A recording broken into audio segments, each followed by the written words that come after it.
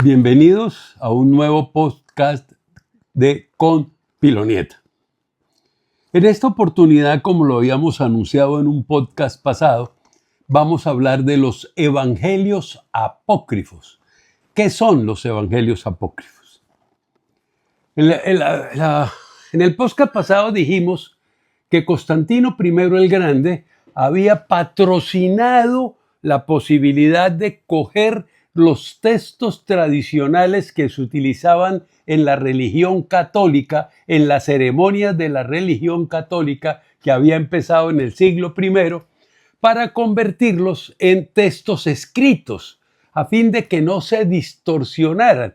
Las tradiciones orales tienen el gran inconveniente de que se van distorsionando. Cada vez que yo le digo una cosa a una persona, le cambio algunos elementos y si cogemos el último y el primero seguramente no se van a parecer en nada. Constantino, cuando dijo se pueden practicar todas las religiones en el Imperio Romano, le dijo a los católicos, óigame, ¿por qué no cogemos las tradiciones de ustedes, todos esos cuentos que ustedes echan y los ponemos por escrito? Y entonces la gente se dedicó a poner por escrito los textos de la tradición. Y dividieron, lo vimos la vez pasada, en el Antiguo Testamento, que viene desde la alianza de Moisés en el monte Sinaí hasta la muerte de Jesucristo, y el Nuevo Testamento, que es todas las enseñanzas de Jesucristo a partir de su nacimiento en el año primero, teóricamente, de la nueva era, sobre el cual hay mucha discusión si es el primero o es el sexto, pero se entiende como el primero. Cuando se presentaron los testamentos, se definieron unas políticas, empezaron a definirse, los obispos empezaron a reunirse y a definir cómo iban a escoger los nuevos testamentos. Y entonces dijeron, bueno, primero, tienen que ser hechos, escritos a más tardar dentro del primer siglo de Cristo, es decir, del año 0 al año 100 de la nueva era. Tienen que haber sido escritos por apóstoles o por personas muy cercanas a ellos o por personas que vivieran los hechos. Y tienen que ser hechos que tengan alguna trascendencia dentro de la iglesia. Con esos parámetros escogieron los libros que posteriormente los concilios fueron definiendo que eran los libros bíblicos y que sirven hoy de base para la Biblia.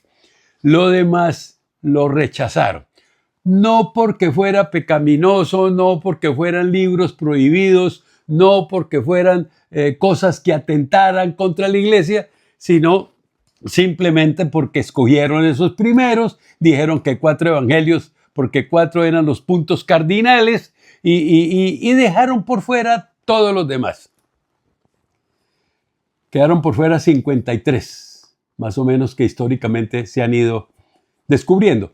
Se han ido descubriendo muy extraño. Por ejemplo, en las cuevas en el desierto de Qumran apareció el testamento creo que el testamento de Judas, y tiene una versión completamente distinta.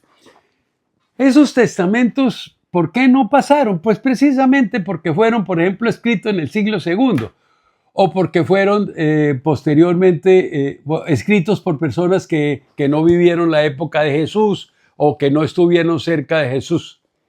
Entre ellos hay un testamento que llama poderosamente la atención, que se llama el Testamento de la Infancia de Jesús.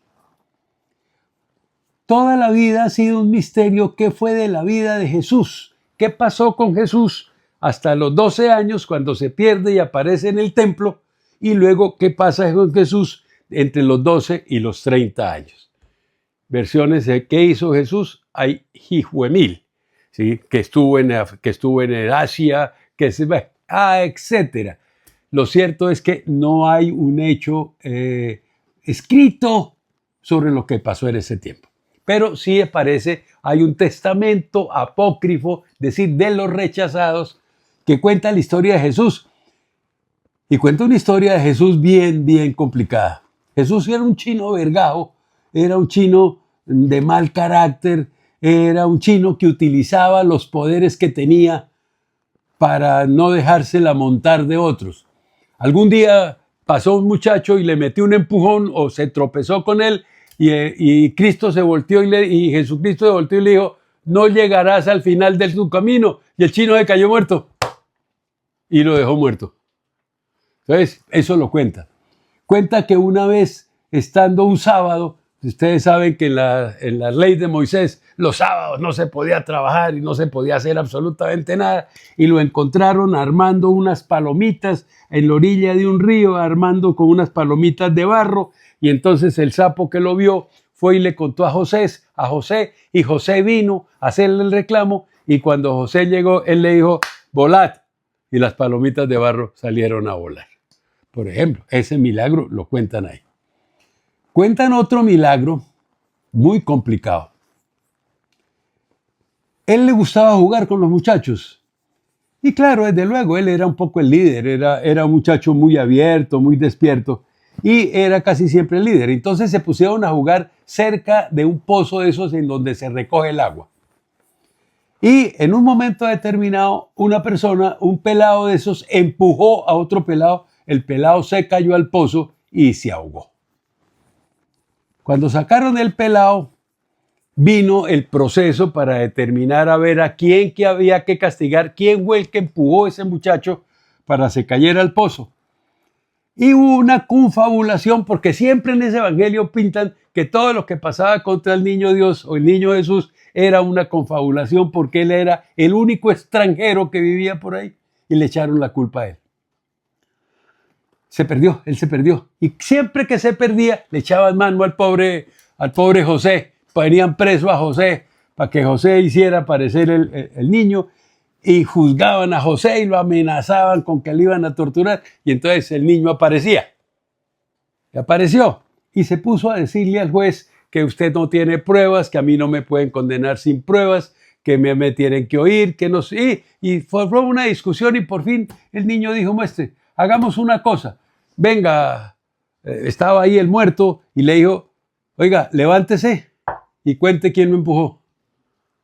Y el tipo se levantó y dijo, sí señor, a mí no me empujó Jesús, a mí me empujó mi primo no sé quién, él fue el que me empujó. ¿Sí? Y entonces, oh milagro, absolvieron a Jesús y el niño salió vivo y como 3 horas después Jesús dijo, duérmase, y el niño se volvió a morir.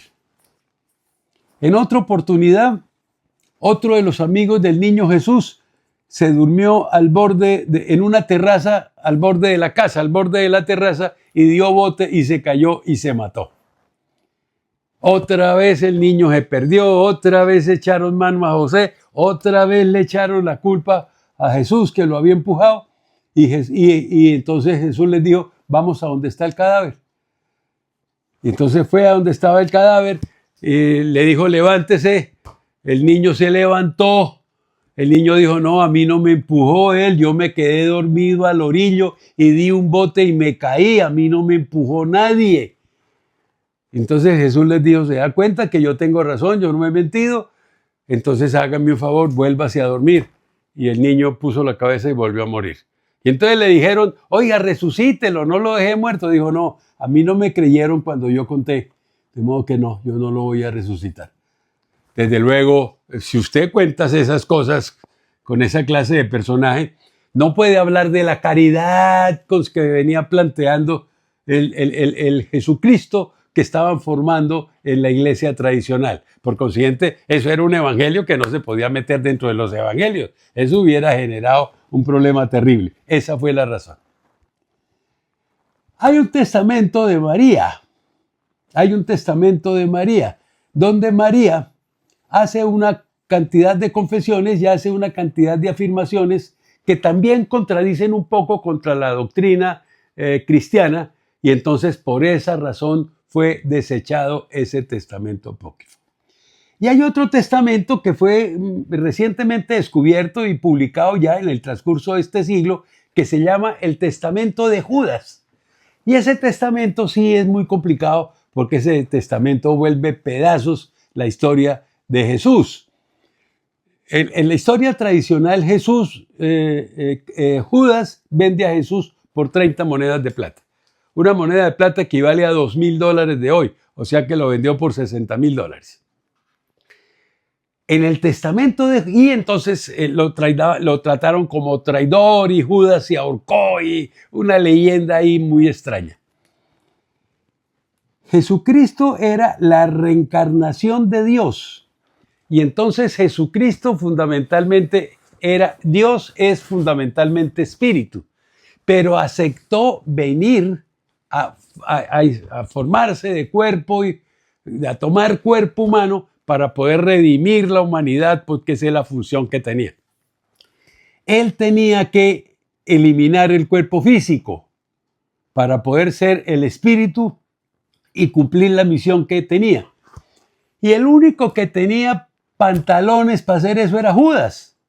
Jesucristo decía que Judas era arriesgado, Judas era fuerte, Judas era, tenía iniciativa. Es más, Jesús se reía de los otros 11 apóstoles que decían que eran unos bobos, que el único que era un templado era Jesús.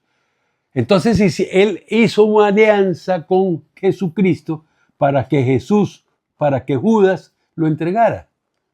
Judas lo entregó, los judíos lo mataron y de esa manera se cumplió la profecía como estaba prevista. Y fue la sangre de Cristo la que redimió la humanidad. De un pecado original que la iglesia se inventó, que no sé de dónde lo sacaron, en virtud del cual todos nacíamos con un pecado original y nos curaban con agua. No era que el bautizo fuera el perdón de los pecados, es que como en algunas instituciones, cuando usted va a entrar a una institución, hacen una ceremonia para recibirlo.